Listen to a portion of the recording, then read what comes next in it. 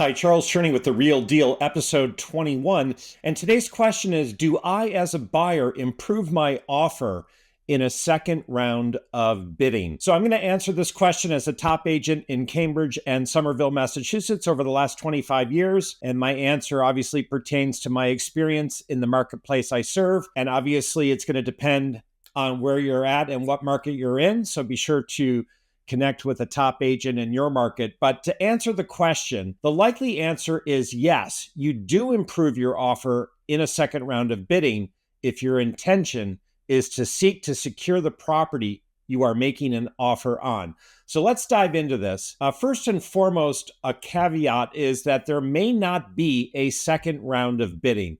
So let's say the property is 123 Main Street, bids are due Tuesday at 4 p.m., and the seller receives multiple offers. And the seller may decide, in looking through the offers that come in initially, simply to respond to or accept one of the offers initially presented. So very often I hear of people saying, well, gosh, if I had known that I needed to put my best foot forward, I would have bid more. I was just planning to improve my offer in the second round. And again, it's important to know there may not be a second round. In my own experience as a top agent, about half the time, it's one and done, meaning that when bids are due, the seller will simply respond to and accept one of the offers initially presented. Now, the other half the time when there's multiple offers in my experience, it does go to a second round of bidding. So I advise you to do the following. Consider, if you strongly desire to own the property, putting your best foot forward in the first round and then reserving the right to disagree with yourself and make your best offer better if in fact it goes to a second round.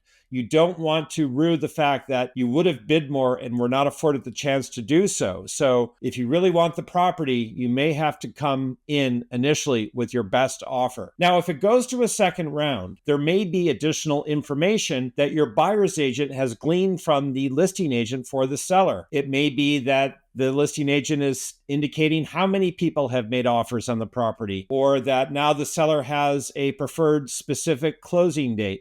There may be new information that you didn't have before that's part of where you find yourself in the process.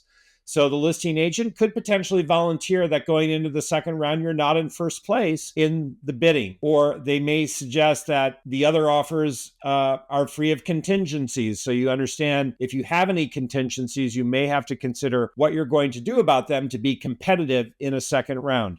Look, at the end of the day, whether it's a first round offer or a second round offer, you're going to want to own the offer you're making and comfortable with it and not push yourself into a place where you're making an offer where you don't feel comfortable, which is beyond your means or is in some way not the kind of offer that you can get your arms around as your offer. So, you need to own your offer. And if you're going up on the number or removing contingencies or shifting on a closing date, you need to own those decisions. It's your offer as the buyer. Yes, your agent can give guidance and help you with the decisions you need to make, but ultimately as the buyer, you need to make those decisions. So in my experience, it does in fact require a buyer to improve further in a second round of bidding to come out the winner. It's very rarely the case that a strong offer presented in the first round, which then moves into a second round, emerges as the winner if it remains as written in the first round. So, maybe you're coming up 5,000, maybe you're coming up 10, maybe you're removing the contingencies.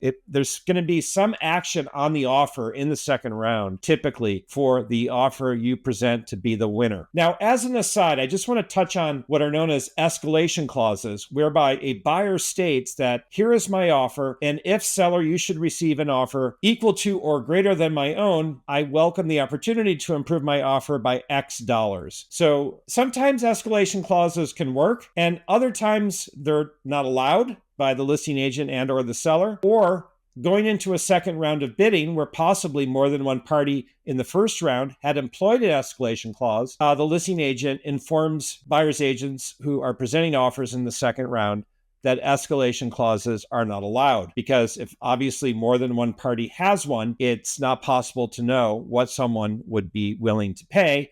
And so for this reason, they may be not allowed.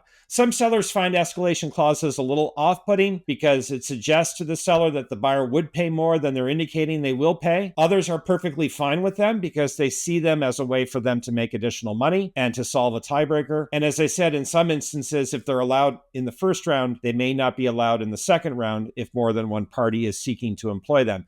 So you may wish to explore the escalation clause language with your buyer's agent, not only for an offer you're making in the second round, but also possibly even off the bat for your first offer. So it's a difficult decision. Look, if you're at your maximum, you can't propose that you go beyond it. Moreover, you may feel that the notion of a strong, clean offer that owns the number that you're presenting is more effective. And I have seen that. I have seen a seller select an offer and ignore the escalation clause because the offer they're selecting is already at a number of X, and they're not going to look down at an offer for less than X with an escalation clause. So, look, it's never the case that two situations are the same. Every seller is different. Every property is different. Every situation is different in terms of the dynamics in a multiple offer situation. So, but look, it's something to consider, and you may ponder that as you give thought to your decision making. So to go back to the initial question, should you as a buyer improve your offer in a second round of bidding? My answer to that is likely yes, if your aim is to secure the property.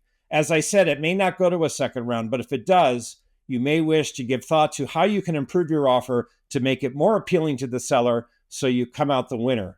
And oh, by the way, on occasion, it can go to a third round or more. That's very rare. It's typically the case that a property is under accepted offer either after the first round of bidding or after the second round of bidding. It's not typically the case that it goes beyond that, but I have been in some situations over the last 25 years where it has. So there you have it. You want to give thought to improving your offer if you're in a multiple offer situation to see that it's possible for you to come out the winner in a competitive, heated market like Cambridge and Somerville, Massachusetts can be and often are. My name is Charles Cherney, and I welcome the opportunity to connect with you as you give thought to buying the right home or selling for the best price, or simply seek information about your home, the market, and the community. Be in touch if I can be of service to you and give you additional insight on multiple offer situations and what you might do to come out the winner. Be in touch. Take care.